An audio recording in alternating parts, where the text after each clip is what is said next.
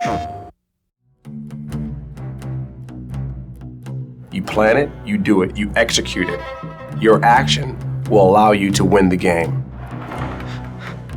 If you react, you're behind the power curve and you will be eliminated. You want to set up positions that are ready to draw in the opponent and then slam them.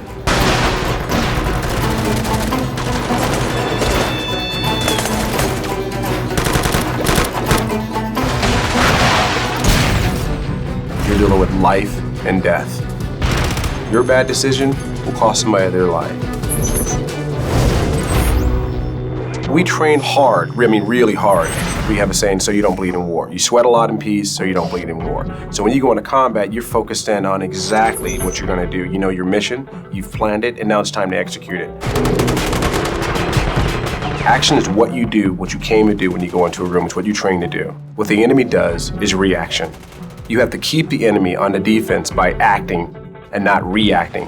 You walk into a room to take care of the target. You have to actively do what you came to do. In the game, it's the same thing. You don't know where you're going, you can find yourself in a dead end, and then the ambushes start.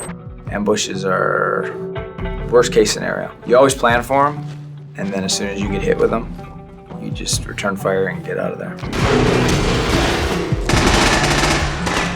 In Confrontation, the maps are huge. What you have to do is you have to study that map to understand where your weak points are, where your strong points are. When you get caught in an ambush, that means the enemy has the upper hand.